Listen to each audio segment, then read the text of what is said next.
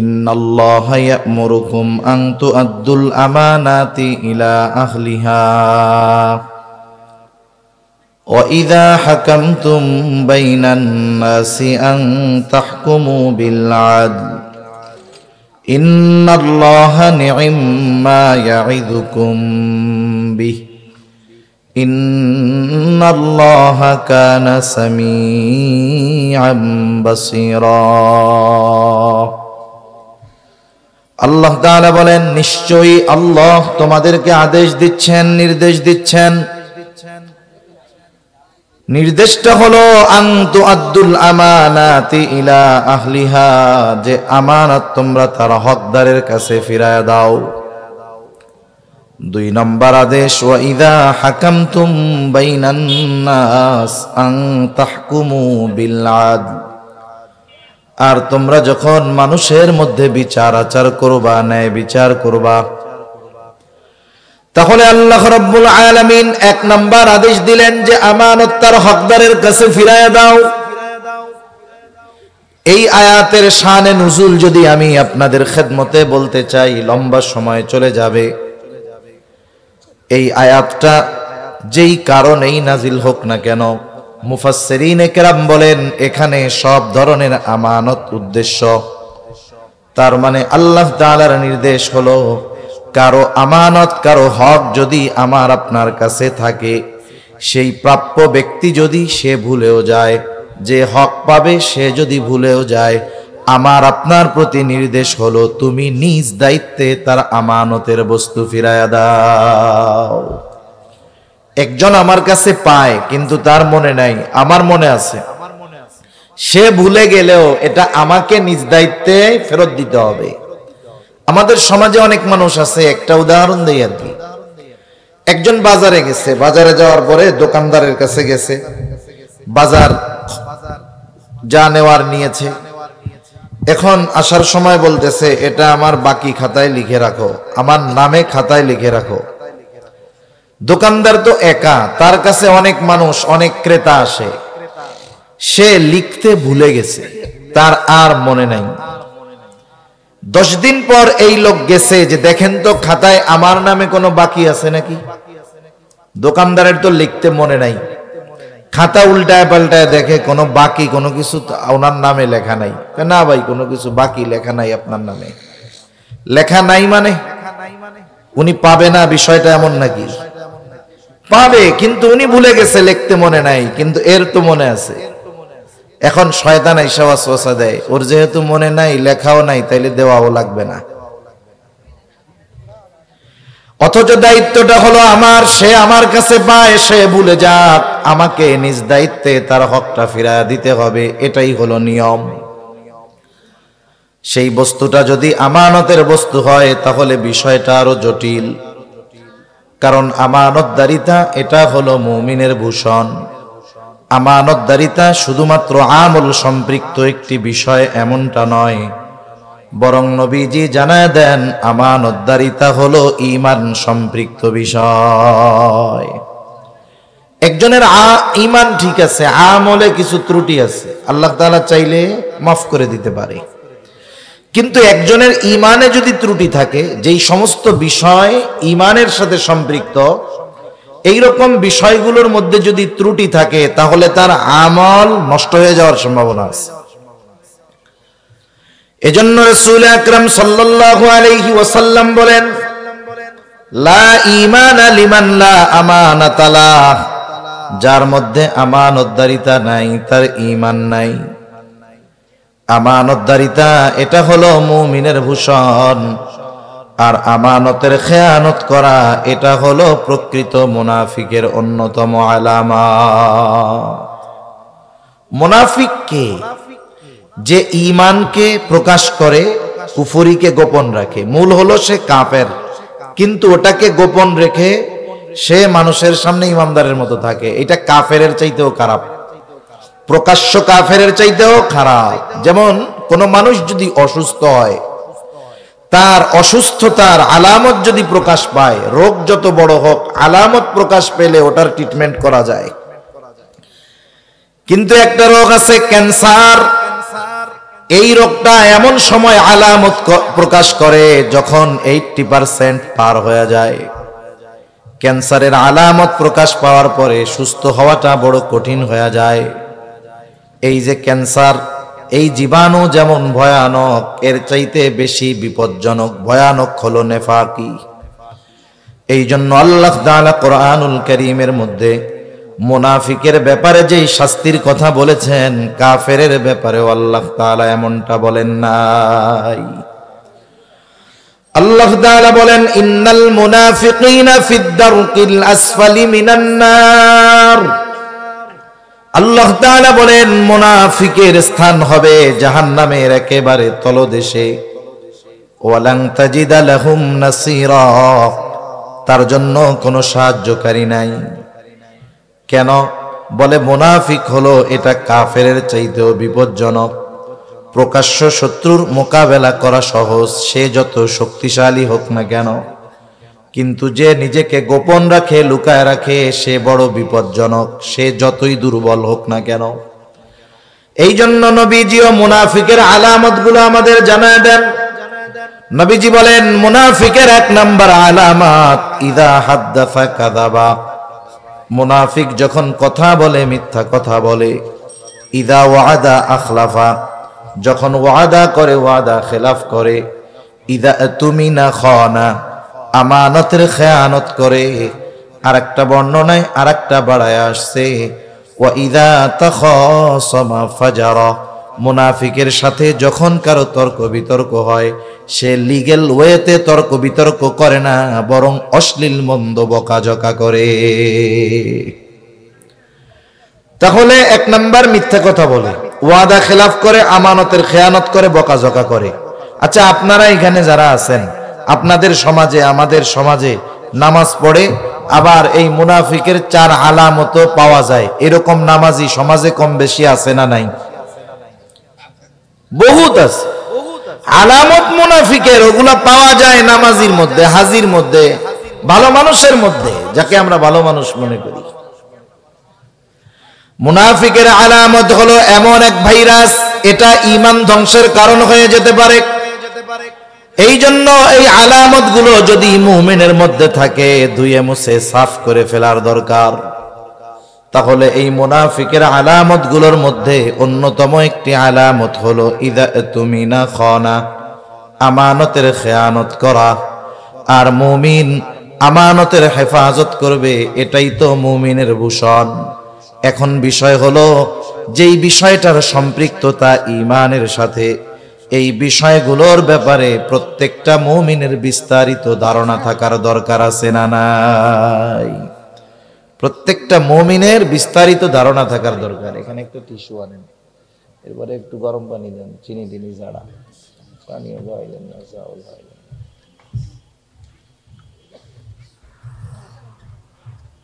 তাহলে আমাদের উচিত এই বিষয়গুলো আমাদের মধ্য থেকে কি করা? বের করে ফেলা। আমানতদারিতার ব্যাপারে স্বচ্ছ ধারণা থাকার দরকার। আমানতদারিতার ব্যাপারে স্বচ্ছ ধারণা না থাকার কারণে অনেক মুমিন অনিচ্ছায় আমানতের খেয়ানত করে ফেলে।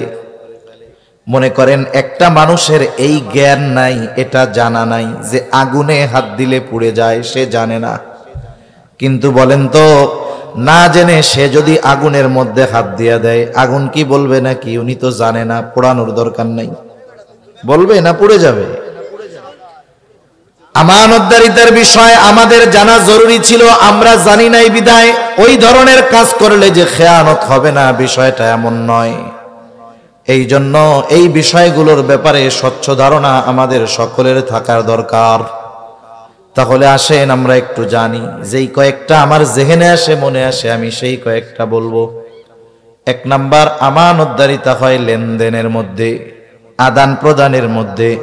একজন আমার আপনার কাছে আমানত রেখেছে, দায়িত্ব হলো হুবহু আমানতের ওই বস্তুটাকে হেফাজত করা। আমানত আর সাধারণ জমা, এই দুইটার মধ্যে মাসালাগত তফাত আছে। কেউ যদি আমাকে আপনাকে বলে, হুজুর এই টাকাটা আপনার কাছে আমানত রাখলাম, 1000 টাকার পুরান একটা নোট, আমি যদি চিন্তা করি বাজার থেকে এই টাকাটা দিয়ে বাজার করে নিয়ে যাই, পরে চাইলে তাকে নতুন আর একটা নোট দিয়ে দিব, যদি সে আমানত রাখে তাহলে আমার আপনার এই অধিকার নাই তার ওই পুরান নোটটা খরচ করে ফেলা, বরং যেটাই আমানত রেখেছে সেটা ছেঁড়া হোক আর নতুন হোক, ওইটাই হুবহু আমাকে আপনাকে সংরক্ষণ করতে হবে। এটাই হলো আমানতদারিতা। আমি অনেক আগের মানুষের কথা বলবো না, একেবারে নিয়ারেস্ট নিকটবর্তী অতীতের কিছু মানুষের কথা বলি। যেমন আল্লামা শাহ আহমদ শফি রহমাতুল্লাহি আলাইহির পরে হাটহাজারীর মুহতামিম ছিলেন আল্লামা ইয়াহইয়া রহমাতুল্লাহি আলাইহি। খুব বুজুর্গ একজন মানুষ। উনি মারা যাওয়ার পরে ওনার ব্যাগের মধ্যে ছেলেরা যখন খুঁজতেছে কি পাওয়া যায়, কি আছে, খুঁজে দেখতেছে কয়েকটা কাগজের মধ্যে, প্যাকেটের মধ্যে কিছু কিছু লোকের আমানত আছে। কোন তারিখে আমানত রাখছে, কে রাখছে, এমনও আমানত ওনার কাছে রাখা আছে, তার নাম ঠিকানা সব আছে, কিন্তু তার মোবাইল নাম্বার নাই, কারণ এত আগে রাখছে, ওই সময় মোবাইলই ছিল না। হুবহু যেইটা রাখছে ওই রকম টাকা পয়সা ওই প্যাকেট করে রাখছে, কিছু কিছু টাকার মধ্যে ফাঙ্গাস পড়ে গেছে এতকাল থাকার কারণে। সেজন্য আমানতের বিষয়টা একটু ব্যতিক্রম। কারণ আমানত যদি আমার আপনার কাছে থাকে, সেটা আমানতের বস্তু হোক আর সাধারণ হকের বস্তু হোক, আমার আপনার উচিত এই বিষয়গুলো যথাযথভাবে মালিককে ফিরায় দেওয়া, ঠিক কিনা বলেন? সেজন্য সাধারণত লেনদেনের ক্ষেত্রে এই বিষয়টা আমাদের কম বেশি জানা আছে, এজন্য এটা আর লম্বা করব না। 2 নাম্বার, আমানতদারিতা হয় কথার মধ্যে, কথাও কিন্তু আমানত হয়। রাসূল আকরাম সাল্লাল্লাহু আলাইহি ওয়াসাল্লাম বলেন, ইযা হাদ্দাসা আর-রাজুলু সুম্মা ইলতাফাতা ফাহিয়া আমানাতুন। নবী বলেন, যখন কেউ কথা বলে আর এদিকে সেদিকে তাকায়, ফাহিয়া আমানাতুন, ওই কথাটাও আমানত হয়ে যায়। কেউ আমার আপনার কাছে এসে কথা বলতেছে, কথা বলার সময় এদিকে তাকায় ওইদিকে তাকায়, কেন তাকায়? আপনি আমি বুঝতেই পারি যে সে চায় না তার এই কথাটা আমি ব্যতীত অন্য কেউ শুনতে পাক, ঠিক কিনা বলেন? কিছু বলা লাগবে না, শুধু ডানে বামে তাকিয়ে কথা বলেছে, অটোমেটিকলি ওই কথাটা আমার আপনার কাছে আমানত, আমি অন্য কারো কাছে আর বলতে পারবো না। কিন্তু আমাদের অভ্যাসের ব্যতিক্রম। কেউ যদি বলে, হুজুর আপনার কাছে বললাম, আপনি আর কারো কাছে কিন্তু বইলেন না, কাজ সারা। সে আমার আপনার চোখের আড়াল হওয়ার আগে আরেকজনের কাছে না বললে আমার পেটে আর কথাটা হজম হয় না, পেটের মধ্যে পুটপুট শুরু হয়ে যায়। লোকটা চোখের আড়াল হওয়ার আগে আরেকজনকে ডাক দিয়া বলি, শোনো লোকটা আমারে কি বলছে জানো? বলে না। বলে খুব বিশ্বাস করে আমাকে, আমার কাছে এই কথাটা বলছে, কারো কাছে বলতে মানা করছে, আমি শুধু তোমারে কইলাম, তুমি কিন্তু কাউরে কইও না। ও কি চিন্তা করবে? হুজুরেও তো বলছিল কারো কাছে না বলার জন্য, তাহলে একজনের কাছে মনে হয় বলা জায়েজ আছে, এই জন্য হুজুর আমার কাছে কইছে, আমিও একজনের কাছে কই। ও এবার আরেকজনকে বলবে, হুজুর কি মিথ্যা বলে নাকি না? বলে হুজুর আমাকে অমুকের ব্যাপারে এই কথাটা বলছে, আমারে খুব বিশ্বাস করে, আমি শুধু তোমারে কইলাম, তুমি কাউরে কইও না। ও আরেকজনের কাছে বলবে আমি তোমারে কইলাম, তুমি কাউরে কইও না। এইভাবে যেই কথাটা শুরুতে একজনের কাছে আমি বলছি আমি একজনের কাছে, দুপুর হইতে হইতে ওই কথাটা পৌঁছায় গেল 100 জনের কাছে। বলেন তো খেয়ানত কি একটা আছে নাকি 100টা হয়ে গেছে? এখন কথা হইল 100 খেয়ানত কেমনে হইল, কেন হইল? বলে 100 খেয়ানত হওয়ার কারণে দায়ী হলাম আমি। এই জন্য নবীজি বলেন, দুনিয়াতে কেউ যদি কোনো ভালো কাজের সূচনা করে, নেক কাজের সূচনা করে, ওই ভালো কাজ, নেকের কাজ দুনিয়াতে যতদিন চলে, যত মানুষ করে, ওই শুরু করনেওয়ালা কবরে শুয়ে শুয়ে ওর ওই ভালো কাজের প্রতিদান পেতে থাকে। আবার দুনিয়াতে কারো দ্বারা যখন কোনো মন্দ কাজের সূচনা হয়, ওই মন্দ কাজ দুনিয়ায় যতদিন চলে, যতজন করে, নবীজি বলেন সকলের গোনা ওই প্রথম যে শুরু করেছে তার আমলনামায় যোগ হয়ে যায়। এরপরে নবী বলেন, পৃথিবীতে যত হত্যাকাণ্ড ঘটে, কারণবিহীন হত্যাকাণ্ড, বিনা কারণে যত হত্যাকাণ্ড ঘটে, অন্যায়ভাবে যত হত্যাকাণ্ড ঘটে, সকল হত্যাকাণ্ডের গুনাহ আদম আলাইহিস সালামের ওই সন্তান যার দ্বারা প্রথম হত্যাকাণ্ড সংগঠিত হয়েছে তার আমলনামায় যোগ হতে থাকে। কিয়ামত পর্যন্ত যতগুলা হবে সবগুলার গুনাহ সমপরিমাণ ওর আমলনামায় যোগ হবে। কেন? বলে এই পৃথিবীতে সর্বপ্রথম অন্যায়ভাবে হত্যাকাণ্ড তার দ্বারা শুরু হয়েছে। এখন আমি প্রথমে বলার কারণে 100 জনের কাছে পৌঁছাইছে, তাহলে আমি বলছি 1 জনের কাছে, কিন্তু আমার গুনাহ হবে কমপক্ষে 100টা খেয়ানতের। এই জন্য এই বিষয়গুলো সতর্ক থাকার দরকার। আবার অনেক সময় এটাও বুঝতে হবে কোন কথা আমানত আর কোন কথা আমানত নয়। সাধারণত একটা মানুষের যদি ন্যূনতম কমন সেন্স থাকে, বুদ্ধি থাকে, কথা বলার পরে সে বুঝতে পারে এই কথাটা গোপন রাখা দরকার নাকি এই কথাটা বলে দেওয়া দরকার। মনে করেন একজন ওয়াজ টোয়াজ শুনে গেছে, বিসমিল্লাহ, শুনে গেছে, যাওয়ার সময় একজন ওনারে বলতেছে, চাচারে বলতেছে, ডানে বামে তাকায় এরকম বলছে, চাচা চাচা আমি আজকে ওই বাড়িতে চুরি করবো চাচা। এখন চাচা মনে করতেছে কি ওয়াজ যে হুজুর করলো, ডানে বামে তাকাইয়া বললো যে আমি ওই বাড়িতে চুরি করবো, তাহলে তো কথাটা আমানত হয়ে গেছে। এখন যদি আমি বাড়িওয়ালারে বইলা দেই হবে খেয়ানাত, আর যদি না বলি বাড়িওয়ালার বাড়ি চুরি হয়ে যাবে, বিপদ আছে না নাই?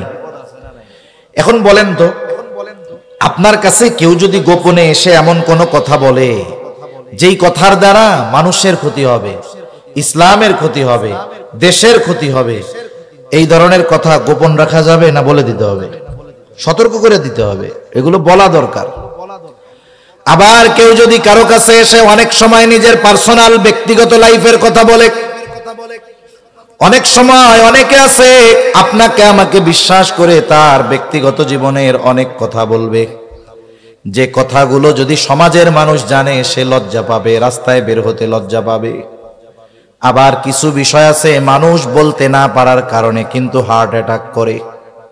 চিকিৎসা বিজ্ঞান বলে মানুষ যেই কথাগুলোর কারণে কষ্ট পায়, মাত্রাতিরিক্ত টেনশন করে, ওই ধরনের কথা যদি সে চাপিয়ে রাখে, কারো কাছে না বলতে পারে, তাহলে তার স্ট্রোক করার সম্ভাবনা বহুগুণ বেড়ে যায়। এখন মনে করেন আমার আপনার কাছে আইসা একজন গোপনে তার সব কথা বলছে, কিছু পারিবারিক কথা বলছে, মনে করেন কথাবার্তা এমন অবস্থায় গেছে বউ দইরা তারে পিটাইছে কথার কথা। এ সমাজে অনেক আছে, আমাদের কাছে অনেক সময় মেসেজ দিয়া বলে, ফোন দিয়া বলে, হুজুর এইরকম সংসার করতেছি, বলতে পারি না কারো কাছে, আপনাদের কাছে বলি, বললে একটু বুকটা হালকা হয়, নাহলে কার কাছে বলবো? এগুলো তো আর বন্ধু বান্ধবের কাছেও বলা যায় না, ওগুলার দিয়েও বিশ্বাস নাই, বইলা দিবে মানুষের কাছে। এখন বলেন এইরকম একটা কথা আমার আপনার কাছে বলছে, কেন বলছে? আমাকে বিশ্বাস করে, আমার প্রতি আপনার প্রতি আস্থা আছে, এই জন্য তার এই ব্যক্তিগত লাইফের একটা কথা আমার আপনার সাথে শেয়ার করছে। বলেন তো এই কথাটা যদি সমাজের মানুষ জানে, লজ্জা পাবে কি পাবে না? এখন আমার সাথে এখন তার সম্পর্ক ভালো, আমি এই কথাটা গোপন রাখলাম। আমাদের দেশে তো একটা মানুষের সাথে সম্পর্ক সব সময় সবার ভালো থাকে না, সম্পর্কেরও জোয়ার ভাটা হয়। এক সময় সে আমার দলের মানুষ ছিল, এই জন্য আমি তার গোপন কথাটা কারো কাছে বলি নাই, কিন্তু একটা সময় সে আমার বিরোধী দলের হয়ে গেছে। এখন এক সময় ছিল বন্ধু, এখন সে আমার দুশমন। এখন আমি তার ওই গোপন কথাটাকে অস্ত্র বানাই, বলি বেশি তিরিং বিরিং করবা না, কথা যদি বলো সব তোমার ব্যাপারে জানি, মানুষের কাছে কিন্তু কয়া দিমু, হাটে হাড়ি ভাঙা দিব, তখন কিন্তু লজ্জায় মুখ দেখাইতে পারবা না। বলেন তো আমানত কি শুধু বন্ধুর কথাকে রাখতে হবে, অথবা আমানতের হেফাজত কি শুধু মোমেনদেরটাই করতে হবে? এমনটা নয়, বরং কোন কাফেরও যদি আপনার আমার কাছে কোনো বস্তু, কোনো কথা আমানত রাখে, তারটাকেও হেফাজত করতে হবে। রাসূল আকরাম সাল্লাল্লাহু আলাইহি ওয়াসাল্লাম কেমন আমানতদার ছিলেন, আমরা কেমন আমানতদার নবীর উম্মত। নবীজির আমানতদারিতার ব্যাপারে আলাদাভাবে বলতে গেলে লম্বা সময় চলে যাবে। দুই একটা কথা বলি। এই উপমহাদেশে শাসন আমলে একজন ইংরেজ ঐতিহাসিক এসেছেন। তিনি এখানে এসে দেখলেন মুসলমানদের সাথে মিশলেন, মুসলমানদের আচার আচরণ আখলাকে তিনি মুগ্ধ হয়ে গেলেন।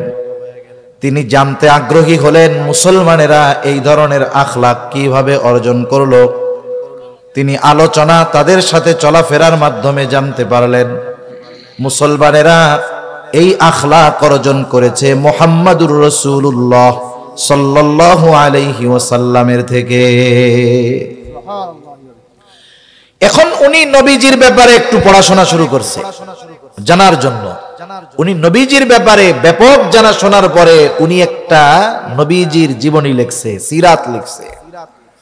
এই সিরাতে উনি নবীজির আখলাক গুলোকে, চরিত্রগুলোকে আলাদা আলাদাভাবে সুন্দরভাবে উল্লেখ করছে। একজন অমুসলিম সে তার ভাষায় নবীজির ব্যাপারে বলতেছে যে মুহাম্মদ এমন আমানতদার বিশ্বস্ত মানুষ ছিল, সে মুসলমানদের প্রফেট, মুসলমানদের নবী। তাকে নবুয়ত দেওয়ার আগেই সে কাফেরদের কাছ থেকেই আল আমিন, আস-সাদিক, সত্যবাদী, আমানতদার এই উপাধি তারা সে লাভ করেছিল। সুবহানাল্লাহ। সে এতটা পরিমাণ আমানতদার ছিল যে তার ঘোর শত্রু নির্দ্বিধায় তার কাছে আমানত রাখত। মানে তার শত্রু তার কাছে আমানত রাখতে কোনো কুণ্ঠাবোধ করতো না, সংকোচ বোধ করতো না। তারা জানতো যে আমরা মুহাম্মাদের যতই বিরোধিতা করি না কেন, মুহাম্মদ এই বিরোধিতার কারণে, শত্রুতার কারণে কখনো আমাদের আমানতের খেয়ানত করবে না। সুবহান। যার বিরুদ্ধে, যাকে হত্যার ষড়যন্ত্র করতেছে, তার কাছে আমানতের বস্তু নির্দ্বিধায় রাখতেছে। কেমন আমানতদার নবী ছিলেন। রাসূল আকরাম সাল্লাল্লাহু আলাইহি ওয়াসাল্লামের উপরে যখন কাফেরদের জুলুম নির্যাতনের মাত্রা বেড়ে গেল, আল্লাহ তাআলা হিজরতের ব্যাপারে খবর জানায় দিলেন, অচিরেই আপনার হিজরত হবে। তবে কোন দিন হবে, কোন সময় হবে, আল্লাহ তাআলা দিনক্ষণ নির্দিষ্ট করে জানান নাই, প্রস্তুত থাকতে বলেছেন। কাফেররাও চিন্তা করতেছে এখন তো আর আবু তালেব বেঁচে নাই, এখন যদি মুহাম্মদকে আমরা দুনিয়া থেকে বিদায় করে দেই, কেউ আমাদেরকে বাধা দিতে আসবে না।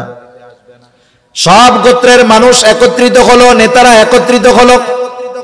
সর্বশেষ পরামর্শ হলো এই হত্যাকাণ্ডে প্রত্যেক গোত্র থেকে এক একজন অংশগ্রহণ করবে, যাতে করে এক গোত্রের মানুষ অপর গোত্রকে দোষারোপ না করতে পারে।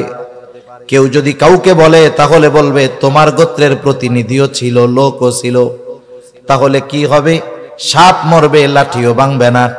এই চিন্তা করে তারা পরামর্শ নিল প্রত্যেক গোত্র থেকে এক একজন যুবকের উপস্থিতিতে আজ রাত্রেই মুহাম্মদকে দুনিয়া থেকে চিরতরে বিদায় করে দেওয়া হবে। তারা যখন এই সিদ্ধান্তে উপনীত হলো, আল্লাহ তাআলা জানায় দিলেন, ও পয়গম্বর, আজ রাত্রেই আপনার হিজরতের সফর শুরু হবে। নবীজি ঘরের মধ্যে অবস্থান করতেছেন, চারদিক দিয়ে কাফেররা ঘিরে রাখছে। নবীজির ঘর কংক্রিট দিয়ে, ইট, সিমেন্ট, বালু দিয়ে বানানো ছিল না। নবীজিও জানেন যে তাকে হত্যা করার জন্য তার ঘরের চারদিকে কাফেররা ঘিরে রাখছে সশস্ত্র অবস্থায়। নবীজি হিজরতের প্রস্তুতি নিচ্ছেন। নিজের ঘরে হযরত আলী রাদিয়াল্লাহু তাআলা আনহুকে রেখে নবীজি হিজরতের উদ্দেশ্যে বের হলেন। আল্লাহ তাআলা তাদের চোখের উপরে পর্দা ফালায়া দিল। নবীজি নির্দ্বিধায় বের হয়ে গেলেন।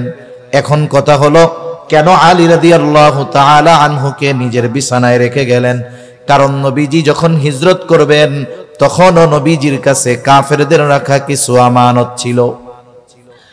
আমরা হলে চিন্তা করতাম যাদের কারণে দেশ ছাড়া লাগতেছে তাদের সম্পদ ফেরত দেওয়ার দরকার কি, এগুলো নিয়ে যাই। কিন্তু নবীজি যাদের কারণে হিজরত করা লাগতেছে, দেশ ছাড়া লাগতেছে, মক্কা থেকে মদিনায় চলে যাওয়া লাগতেছে, নবীজি মদিনায় গেছেন আল্লাহ তাআলার নির্দেশ, ঠিক আছে, কিন্তু দৃশ্যমান কিছু কারণ আছে। নবীজি যখন মক্কা থেকে মদিনায় যান, এর দৃশ্যমান কারণগুলোর মধ্যে অন্যতম কারণ হলো কাফেরদের মাত্রাতিরিক্ত অত্যাচার, জুলুম। নবীজি যখন মদিনার উদ্দেশ্যে রওনা হয়েছেন, বারবার নবীজি কাবার দিকে ফিরে তাকায়, বায়তুল্লাহর দিকে তাকায়। নবীজির দু চোখ দিয়ে অশ্রু পড়তেছে, আর নবীজি বলতেছেন, ও মক্কা, আমি তোমার বুকে অতিবাহিত হয়েছে আমার শৈশব, কৈশোর, যৌবন। ও মক্কারে, আমি তো কখনো তোমাকে ছেড়ে যেতে চাই নাই, কারণ তোমার বুকেই আছে বায়তুল্লাহ, আল্লাহর ঘর।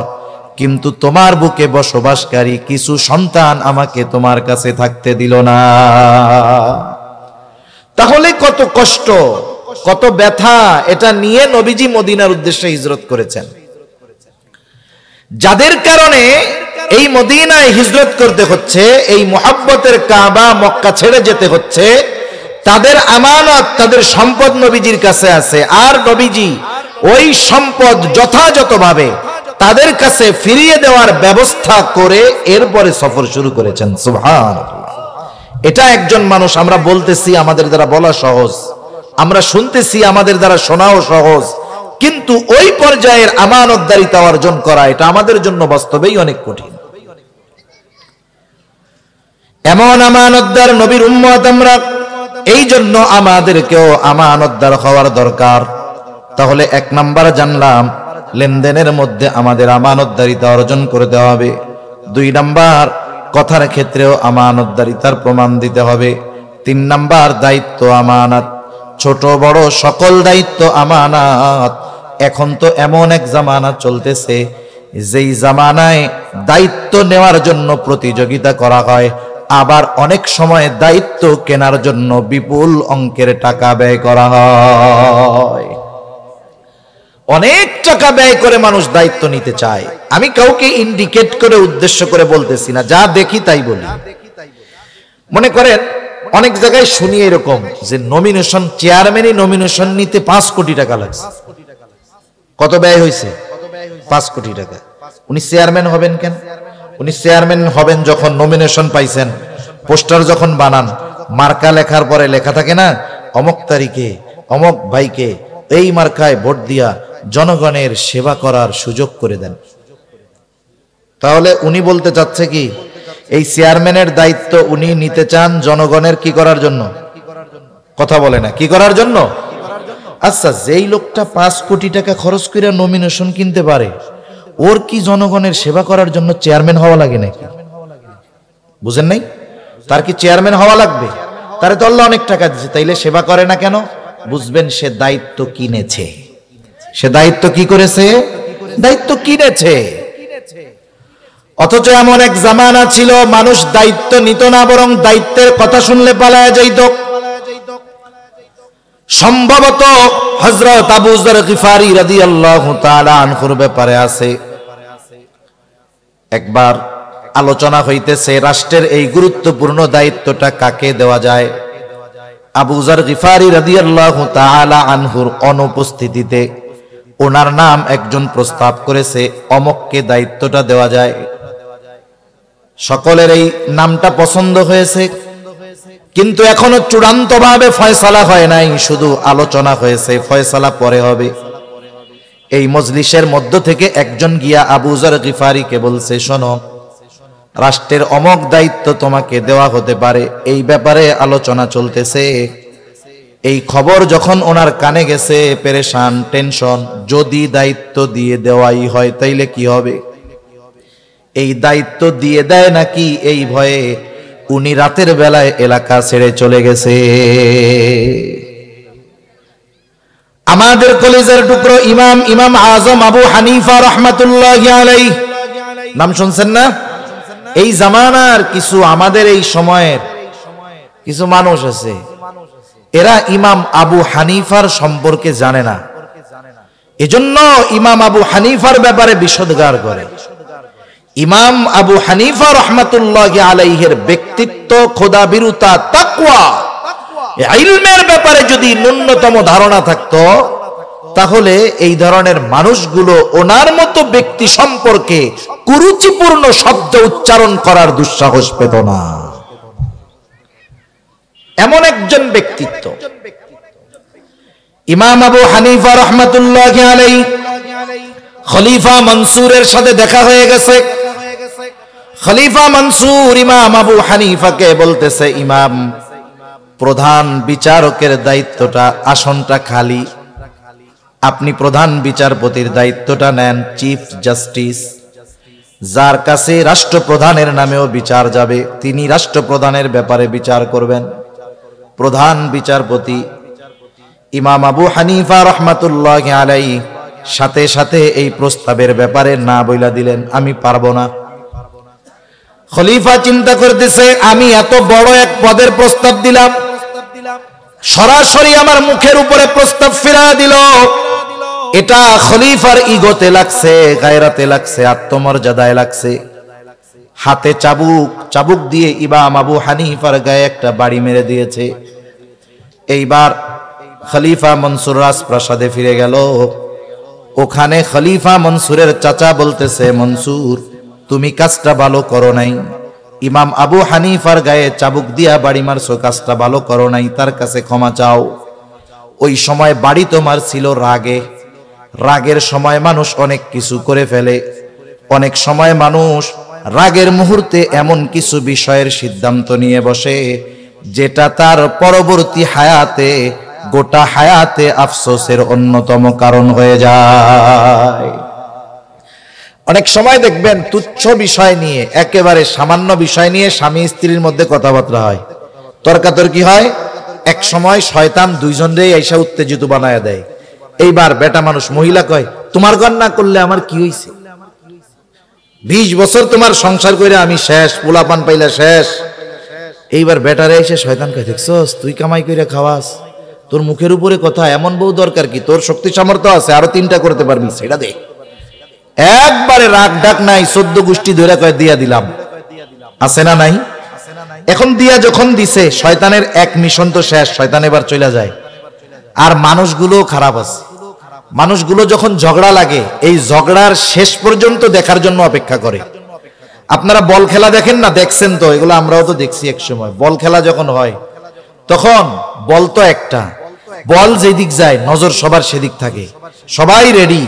যখন প্লেয়ার মেরে দিছে বল, গোলরক্ষক আর ধরতে পারে নাই, তখন যেই দল গোল মেরে দিছে সেই দলের দর্শক কি করে? কিন্তু লাফাইয়া উঠে 5 হাত উপরে, গোল কয়ে লাফ মারে, মারে কি মারে না? এতক্ষণ কিন্তু সব চুপ, নিস্তব্ধ, নীরব, শুধু দেখতেছে কি হয়। যখন স্বামী স্ত্রীর ঝগড়া চলে, ওই রকম দর্শক চারদিক দিয়ে দেখে যে গোল কোন সময় হবে। যখন চাচা বলে দিয়া দিলাম তোর 14 গোষ্ঠী ধরে সবগুলা, এইবার সকলে লাফায় ওঠে, আরে চাচা করলেন কি, আরে চাচা করলেন কি? কেন? এর আগে মহিলারা মহিলাটাকে দূরে নিয়ে যাইতে পারলো না, পুরুষরা মিলে পুরুষটাকে দূরে নিয়ে যাইতে পারলো না, মাথার মধ্যে পানি ঢেলে দিতে পারলো না। তখন দেখা যাইতো দুজন যখন দুজনের সামনে না থাকতো, রাগটা কমতো, হয়তো এই ধরনের কঠিন সিদ্ধান্তে তারা যেত না। এখন যখন তালাক দেওয়া হয়ে গেছে, শয়তান চলে গেছে, এবার এইসব মোহাব্বত ঝুঁকায় দেয়। হুজুরের কাছে গিয়া বলে, হুজুর কাজ ছাড়া কি করছো? কয় 14 গোষ্ঠী ধইরা দিয়া দিছি। কেন দিছো? বলে হুজুর রাগ হইয়া দিছি। কেউ খুশিতে এই কাজ করে না, রাগ হয়েই করে। এই জন্য গোটা জীবনের একটা মূল নীতি আমরা শিখে রাখবো, রাগ অবস্থায় অন্য কিছু যত কিছু করা হয় হোক, কিন্তু রাগান্বিত অবস্থায় কখনো চূড়ান্ত সিদ্ধান্ত নিব না। আপনার রাগ আসছে, মাত্রাতিরিক্ত রাগ, একটা কিছু ভেঙে ফেললেন, ভিন্ন কথা, কিন্তু আপনি চূড়ান্ত সিদ্ধান্ত নিবেন ঠান্ডা মাথায়।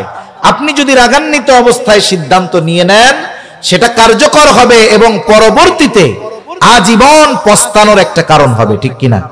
এখন বাড়ি তো মারছে, ওই সময় রাগ ছিল, এখন তো রাগ নাই, মাফ চাইতে গেলে তো লজ্জা লাগবে।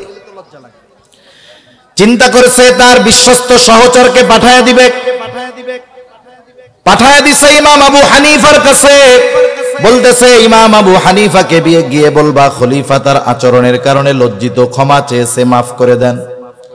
সাথে সাথে 1 থলে স্বর্ণ মুদ্রা দিয়া বলে, শোনো, ইমাম আবু হানিফাকে এটা আমার পক্ষ থেকে হাদিয়া দিয়া দিবা, আর এটাও বলবা এই হাদিয়া যদি আপনি গ্রহণ করেন তাহলে খলিফা নিশ্চিত হবে যে আপনি তাকে ক্ষমা করে দিয়েছেন।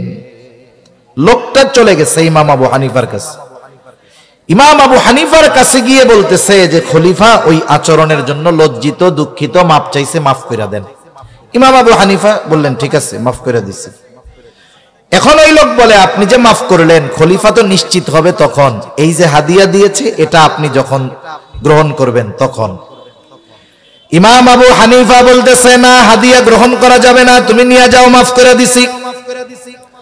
লোকটা বারবার জোরাজুরি করার পরে বলতেছে খলিফা হাদিয়াটা পাঠিয়েছে, আপনি রাখেন। ইমাম আবু হানিফা বলতেছে না, রাখা যাবে না। লোকটা বলে আপনি রাখেন, আপনার ব্যবহার করার দরকার নাই, আপনি দরকার হয় কাউকে সদকা করে দিয়েন। ইমাম আবু হানিফা বলতেছে তোমার কাছ থেকে রাখার পর এটা আমি সদকা করলাম নাকি নিজে ব্যবহার করলাম সেটা বিষয় নয়, বরং তোমার খলিফা জানবে ইমাম আবু হানিফা আমার হাদিয়া গ্রহণ করেছে, এটাই হবে মূল বিষয়। এজন্য রাখা যাবে না, ফেরত নিয়ে যাও। লোকটা আরো জোরাজুরি করতেছে। এইবার ইমাম আবু হানিফা বলতেছে তোমার খলিফা আমাকে এত হাদিয়া দিল, পেল কোথায়? কোন রাষ্ট্রের পরিচালক ওই রাষ্ট্রের সম্পদের মালিক নয়, বরং রক্ষণাবেক্ষণের দায়িত্ব তাকে দেওয়া হয়েছে। এজন্য আমাদের দেশের সিস্টেম যেটা, মেম্বারের একটা সম্মানী ভাতা আছে না নাই? চেয়ারম্যানের, এমপি সাহেবের, মন্ত্রীর, প্রাইম মিনিস্টারের, রাষ্ট্রপতির, প্রত্যেক দেশে এই সিস্টেম আছে।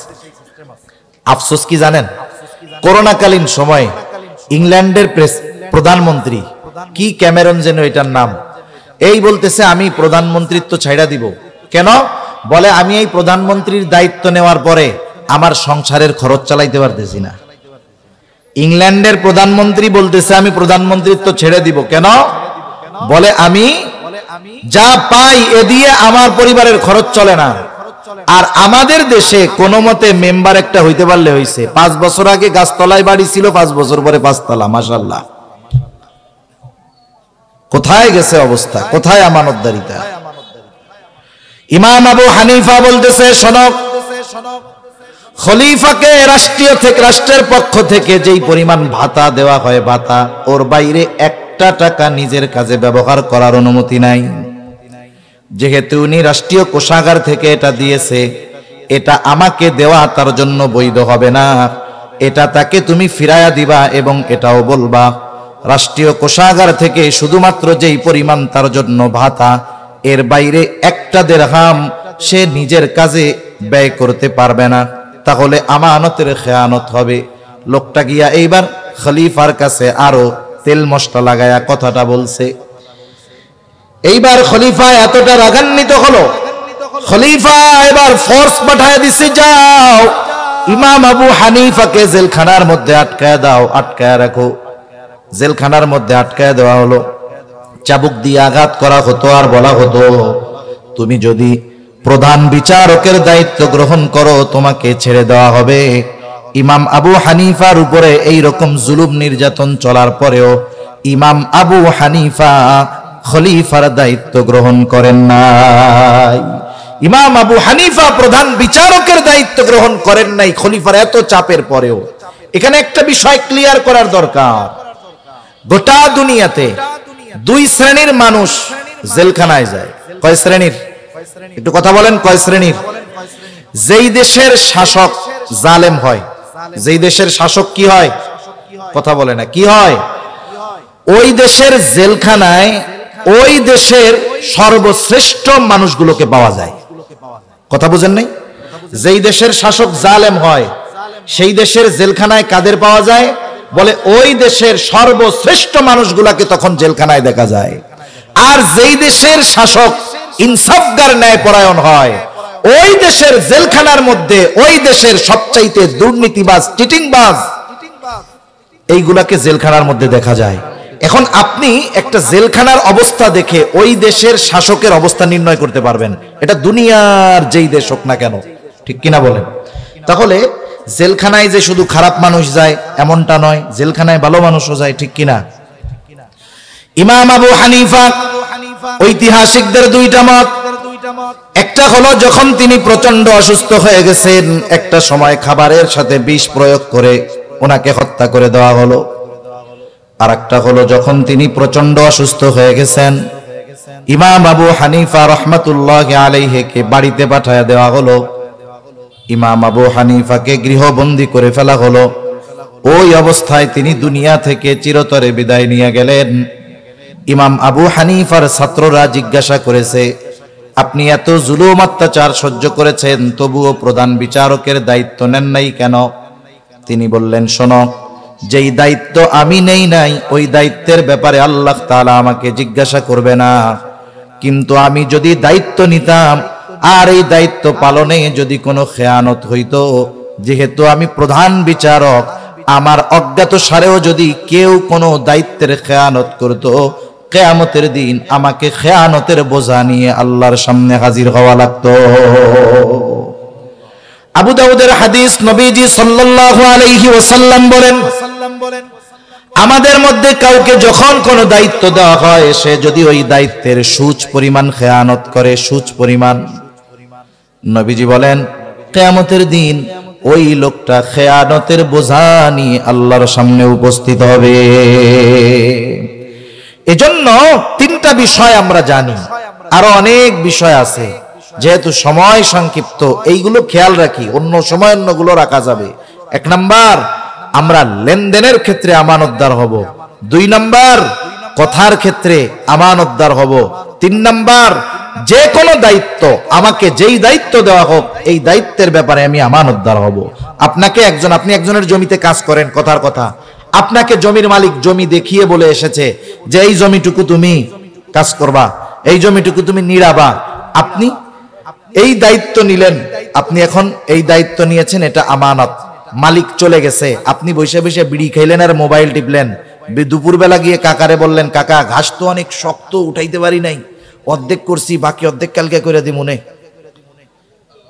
এরকম ফাঁকিবাজ তো মাশাআল্লাহ নাই, আছে না? আয়েশা কি বলবে যে আমরা পরিশ্রম কইরা খাই, তুমি যে খেয়ানত করতেছো, কাজ করতেছো, পরিশ্রম করতেছো, ঠিক আছে, কিন্তু তোমাকে যেই দায়িত্ব দেওয়া হয়েছে দায়িত্বের খেয়ানত করার কারণে তুমিও খেয়ানতকারী, ঠিক কিনা বলেন? এজন্য ছোট বড় সব দায়িত্ব কি বলেন না, আমানত। শিক্ষক তার শিক্ষকের দায়িত্ব যথাযথভাবে পালন করা আমানত। এক কথায় প্রত্যেকটা দায়িত্ব আমানত। আমি আমানতদারিতার বিষয় আর বলবো না। দ্বিতীয় বিষয় যেটা, আল্লাহ তাআলা বলেন, ওয়াইযা হাকামতুম বাইনান নাসি আন তাহকুমু বিল আদল, তোমরা যখন মানুষের মধ্যে বিচার আচার করবা, ন্যায় বিচার করবা, সেটা রাষ্ট্রের প্রধান বিচারক হোক, জজ কোর্টের জজ হোক, আর গ্রাম্য সালিশ হোক। গ্রাম্য সালিশের মধ্যে যখন কেউ বিচারের সুযোগ পাবে, আমাদের দেশে কিছু সালিশকারক আছে, এটা হলো কিসের করাত জানি কয়, দুই পাশেই কাটে। হ্যাঁ, রামের করাত, যাইতেও কাটে আসতেও কাটে, আছে না? মনে করেন সালিশ হবে, বাদী বিবাদী, বাদীর কাছে যায় বলে যে শোনো, অভিযুক্ত দিছো, আমরা কিন্তু ওরে 5 লাখ জরিমানা করে দিব, 2 লাখ আমাকে দিতে হইব। ও চিন্তা করে 3 লাখ পাইলে তো হইছে। আবার এবার বিবাদীর কাছে যায়, শোন, তোর জরিমানা তো 10 লাখ করার সিদ্ধান্ত হয়েছে, আমাকে 2 লাখ দিস, 5 লাখ করে দিব নে। এই জায়গাও খাইলো, এই জায়গাও খাইলো। এরকম ন্যায় বিচারক তো আলহামদুলিল্লাহ নাই। সেজন্য একজন যদি 2 জন মুমিনের মধ্যেও ফয়সালাকারী হিসাবে তাকে নির্ধারিত করা হয়, এমনি 2 জনের মধ্যে দ্বন্দ্ব বাঁধছে, 2 জন আমাকে ডাক দিয়ে বলতেছে, ভাই আমাদের এই সমস্যাটা, এই বিবাদটা আপনি একটু মীমাংসা করে দেন। আমি যদি দেখি যে এখানে একজন আমার আপনজন, আমি যদি তার পক্ষে যাই, বলেন তো ইনসাফ হবে? আল্লাহ রাব্বুল আলামিন বলেন, ওয়ালা ইয়াজরিমান্নাকুম শানাআনু কওমিন আলা আল্লা তা'দিলু ই'দিলু হুয়া আকরাবু লিত্তাকওয়া। আল্লাহ রাব্বুল আলামিন বলেন, কোন কওমের প্রতি বিদ্বেষের কারণে, শত্রুতার কারণে তাদের ব্যাপারে কোনো সময় অবিচার করা যাবে না। তার মানে আমার শত্রুও যদি আমার কাছে ন্যায় বিচারের আশায় আসে, আমাকে শত্রু এই কারণে তার উপরে অবিচার করা যাবে না, বরং ওই জায়গাটাতেও আমাকে ন্যায় বিচার করতে হবে। আমি 2টা ঘটনা বলে শেষ করে দিব। নামাজ মানে 8টায় না, 8টায় নামাজ। প্রথমত দেখেন, খলিফাতুল মুসলিমিন হযরত ওমর রাদিয়াল্লাহু তাআলা আনহু বাজারে গেছে। বাজারে গিয়ে একজন ইহুদির কাছ থেকে ঘোড়া কিনছে। গেছে কে? বলে খলিফাতুল মুসলিমিন ওমর রাদিয়াল্লাহু তাআলা আনহু। কে তিনি? বলে ওনার সময় তিনি প্রায় পৃথিবীর 3 ভাগের 1 ভাগ, এই 3 ভাগের 1 ভাগের শাসক হযরত ওমর রাদিয়াল্লাহু তাআলা আনহু গেছে বাজারে ঘোড়া কিনতে। কিনেছে কার কাছ থেকে? কিনছে একজন ইহুদির কাছ থেকে। ঘোড়াটা দেখে শুনে কিনে বাজারের বাইরে এসে উঠতে গেছে, এখন দেখে ঘোড়ার পায়ে সমস্যা। আবার তিনি বাহির থেকে ফিরে আসতেন বাজারের মধ্যে, ইহুদিকে এসে বলতেছে তোমার ঘোড়ায় সমস্যা, তোমার ঘোড়া তুমি ফেরত নাও। ইহুদি বলে না, আমার ঘোড়া ভালো, আপনি বড় ঘোড়া কিনছেন। আর খলিফাতুল মুসলিমিন বলে না, তোমার ঘোড়া ভালো না। দুইজনের মধ্যে তর্ক বিতর্ক লেগে গেছে। এইবার হযরত ওমর রাদিয়াল্লাহু তাআলা আনহু বলতেছেন, শোনো, তোমার আর আমার মধ্যে এই বিবাদ নিরসনের জন্য তৃতীয় আরেকজনকে তুমি বিচারক হিসাবে মানো। একজন ইহুদি, ওই সময়ে মুসলিমদের মধ্যে কেমন ন্যায় পরায়ণতা ছিল, সে আরেকজন ইহুদিকে তার পক্ষে বা বিচারের জন্য, সালিশ করার জন্য বিচারক হিসাবে নিযুক্ত করে নাই। সে একজন মুসলমান, তার নাম হলো সুরাই।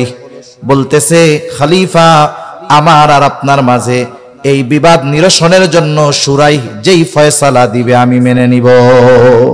খলিফাতুল মুসলিমিন বললেন, হ্যাঁ ঠিক আছে, আমরা যদি আমাদের দেশের বড় কোনো নেতার ব্যাপারে এইরকম সালিশ দেওয়ার সুযোগ পাই, সালিশ করার, তাইলে আমার নেতা উনি আসলে কি হকদার নাকি না হক, নাকি উনি জালেম, ওইটা দেখবো না। যে ওনার বিরুদ্ধে বিচার চাইবে তার ঠ্যাং ভাঙা দিয়া বলবো, স্যার আপনিই ঠিক। ঠিক কিনা বলেন? সুরাই কি করছে? সুরাই এইবার দুইজনের কথাই সুন্দরভাবে শুনছে। বিচারকের জন্য এটা একটা শিক্ষা, নবীজির এক হাদিসের মধ্যে আসছে, সে বাদী বিবাদী উভয়ের কথা সমগুরুত্ব সহকারে শুনবে, এরপরে ন্যায় পরায়ণতার ভিত্তিতে সে ফয়সালা দিবে। এখন উনি দুইজনের কথাই শুনছে, শোনার পরে বলতেছে, খলিফাতুল মুসলিমিন আপনি কি চান? বলে, আমি তো ঘোড়াটা ফেরত দিতে চাই। বলতেছে, আপনি ঘোড়া ফেরত দিবেন এবং ইহুদি ঘোড়া ফেরত নিতে বাধ্য। তবে আপনি যখন ঘোড়া কিনেছিলেন ঘোড়ার অবস্থা কেমন ছিল? বলে, যখন দেখছি তখন তো ভালো ছিল, কিনছি যখন ভালো ছিল, যখন বাজার থেকে বাহিরে নিয়ে গেলাম দেখলাম এই সমস্যা। বলে, খলিফাতুল মুসলিমিন ইহুদি ঘোড়া ফেরত নিতে বাধ্য, তবে আপনি যেমন ঘোড়া কিনেছেন তেমনটা তাকে ফেরত দিতে হবে। খলিফাতুল মুসলিমিন চুপ। একটু পরে বলতেছে, হ্যাঁ এটাই ন্যায় বিচার। এটাই কি বলেন? ন্যায় বিচার। এখন রায় দিছে, এটা কি খলিফার পক্ষে গেছে না বিপক্ষে গেছে? গোটা দুনিয়ার মধ্যে দেখবেন প্রধান বিচারক রায় যদি রাষ্ট্রপ্রধানের বিপক্ষে যায়, একেবারে চাকরিশাহী জীবন যাওয়ার আশঙ্কা, দেশান্তর হয়ে যেতে হবে। ঠিক কিনা বলেন? কিন্তু খলিফাতুল মুসলিমিন ওমর কি করলেন? সাথে সাথে বলতেছে, এটাই ন্যায় বিচার, তুমি আজকেই চলে যাও, কুফার প্রধান বিচারকের আসন খালি, আমি সিলমোহর মাইরা দিলাম, তোমার নিয়োগ দিয়ে দিলাম, আজকেই তুমি চলে যাও, আমার পক্ষ থেকে তোমাকে আজকে থেকে প্রধান বিচারকের দায়িত্ব দিয়ে দেওয়া হলো। এরা ন্যায় বিচার কইরা পাইছে পুরস্কার, আর আমরা ন্যায় বিচার করলে পাই তিরস্কার। এবার একটা হাদিস বলে আলোচনা শেষ। নবীজি সাল্লাল্লাহু আলাইহি ওয়াসাল্লামের কাছে একজন মহিলা চুরি করছে, তার ব্যাপারে বিচার আসছে। মহিলা হলো কুরাইশ বংশের মাখজুম গোত্রের মহিলা। কুরাইশ বংশ, কুরাইশা গোত্র ছিল সবচাইতে প্রসিদ্ধ। একটা হলো হাশেমি, যেই গোত্র হলো পৃথিবীর সর্বশ্রেষ্ঠ গোত্র। আমার আপনার নবী এই গোত্রে জন্মগ্রহণ করেছেন, কুরাইশ বংশের হাশেমি গোত্র। আরেকটা হলো উমাইয়া, আরেকটা হলো মাখজুম। এই মাখজুম গোত্রের মহিলা একজন চুরি করছে। কুরাইশ বংশের মহিলা, গোত্র ভিন্ন কিন্তু বংশ তো কুরাইশ, চুরি করছে। এখন সাহাবায়ে কেরাম চিন্তা করতেছে, নবীজি ভিতরে চিন্তা করতেছে, নবীর বংশের মহিলা চুরির কারণে যদি হাত কাটা যায়, তাইলে কাফেররা বলা বলি করবে, দেখ নবীর বংশের এই যে মহিলারা চুরি করে বেড়ায়। আমাদের সমাজে অনেক সময় আসে না, মোল্লা হোক মুন্সি হোক আর যে হয় তা হোক, এক বংশের একজন মানুষ চুরি করছে, আমাদের অভ্যাস কি, এখন ওইটা মনে করেন মুন্সি গোষ্ঠীর বা মোল্লা গোষ্ঠীর একটা ছেলে চুরি করছে, আমরা ওই চোরের এই চুরিটার ব্যাপারে সকলকে অপবাদ দেই। মানুষরা কি বলি, ও তোমরা তো চোরের বংশের মানুষ। এখন চুরি তো করছে সে, আপনি যখন গোটা বংশ ধরে উল্লেখ করলেন চোর, অপবাদ দিলেন। ইসলাম থাকলে 80টা বেতের বাড়ি দেওয়া হইতো। ইসলাম থাকলে কয়টা দেওয়া হইতো? বেতের বাড়ি। এই যে অপবাদ দিলেন, এতে আপনার কবিরা গুনাহ হয়েছে। এজন্য যে অপরাধ করেছে সে যে বংশের হোক, তার ব্যক্তিগত অপরাধের কারণে গোটা বংশের ব্যাপারে এই অভিযোগ আপত্তি তোলার সুযোগ ইসলাম দেয় নাই। কাফেরদের অভ্যাস ছিল, ইহুদিদের অভ্যাস ছিল। এজন্য চিন্তা করতেছে যে এই মহিলার শাস্তিটা একটু কমায়া দেওয়া যায় কিনা। এখন নবীজির কাছে কে বলবে?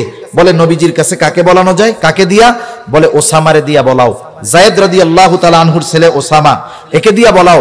ছোট মানুষ যায় বলছে যে নানা, যেই মহিলা চুরি করছে কুরাইশ বংশের মহিলা, নবীজির বুঝতে বাকি নাই যে এ কথা নবীজি বুঝতে পারছেন যে ও একা বলে নাই, ওকে কেউ শিখায়া দিছে।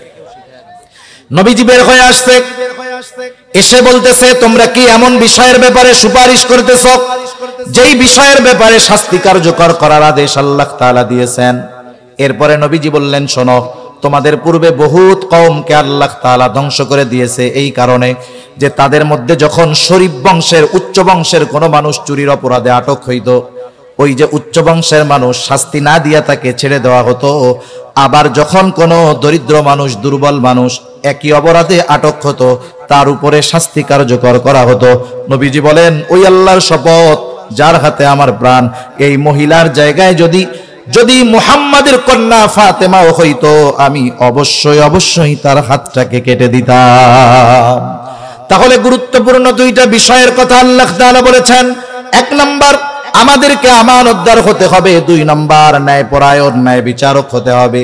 এই ন্যায় বিচার ঘরের মধ্যে হোক, সমাজে হোক, একেবারে জজ কোর্টের জজ হোক, একেবারে সুপ্রিম কোর্টের জজ হোক, যেই জায়গায় আমি আপনি বিচার করার সুযোগ পাবো, প্রত্যেক জায়গায় পক্ষপাতিত্ব না করে ন্যায় বিচার করতে হবে। এই দুইটা আদেশ দেওয়ার পরে আল্লাহ তাআলা বলেন ইন্নাল্লাহা নি'ম্মা ইয়াইদুকুম বিহি, আল্লাহ তাআলা তোমাদের কতই না সুন্দর ওয়াজ করলেন। এখন এই দুইটা ওয়াজ শ্রবণ করার পরে আমরা কি সমালোচনা করি, আলোচনা করি, কি চিন্তা ভাবনা করি আর কি বলি, ওই দুই কথার উপরে আমল করি না না করি, আল্লাহ দেখেন কি দেখেন না? এই জন্য আল্লাহ তাআলা কেমন যেন বলে, বান্দা এত সুন্দর দুইটা ওয়াজ করলাম, এই দুই ওয়াজের ব্যাপারে কি আলোচনা করো, কি সমালোচনা করো, কি বলা বলি করো, আমি আল্লাহ সব দেখি শুনি। কেন? বলে ইন্নাল্লাহা কানা সামিআন বাসীরা, নিশ্চয়ই আল্লাহ তাআলা হলেন সর্বশ্রোতা সর্বদ্রষ্টা। তাই আমরা এই দুইটা গুণ অর্জন করব তো ইনশাআল্লাহ। আল্লাহ তাআলা আমাদের পরিপূর্ণ আমানতদার, ইনসাফগার হওয়ার তৌফিক দান করুন। সকলে বলি আমিন।